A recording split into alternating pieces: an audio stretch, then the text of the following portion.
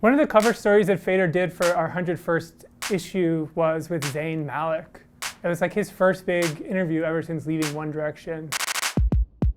I'd always wanted to do a Zayn story ever since he was in the band. And I just felt like he was in such a complicated position within the group, being the only brown person, being the only person who is raised a Muslim. And I thought that it would be really interesting to look at those stereotypes and examine how they're being used, both by like fans and people who hated him and wanted to tweet death threats at him.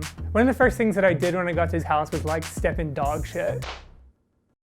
I started wandering around the backyard waiting for him to wake up, and I just like stepped right in it. Because he actually has like a bunch of dogs, as I found out. He has like a little really cute one, and then he has a scarier one, which is this like Japanese Akita, which he has very endearingly named Marley, after Bob Marley. Like one of the weirder things that was in Zayn's backyard was he had these life-size like wooden carvings of the Tekken characters from the PlayStation game. It was from an HMV store that like had gone out of business when he was in One Direction, and all the guys knew that he like loved Tekken for some reason, and so they bought him these like life-size punching figures. So in Zayn's backyard he has this like renovated garden shed that he turned into like a bar. Except for on the inside, there's a blood red leather couch. There's like a skeleton like you'd see in a science class, except it's like smoking, and then coming out of the smoke is like gray spray painted like cotton balls. There's a bunch of knives like on the wall, just decorative knives. It's just this like weird pirate themed bar that this guy has in his backyard. That's where we did the interview. He seemed extremely excited to be the bartender, because like throughout the day when it was in the photo shoot or in the video, he was like, you know, squinting into the sun, or he was like looking really serious with his shirt off.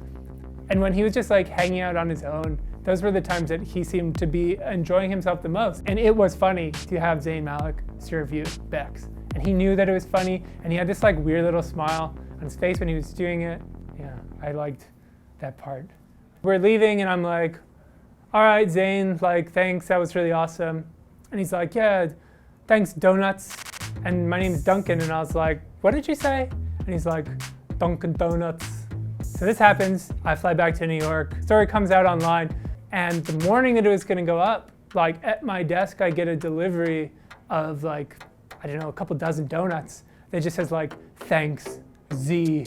To his credit, I thought that was adorable. It's like Zayn sending a thank you box of donuts is very representative of the person who I like hung out with that one time in Hertfordshire, or however you say it.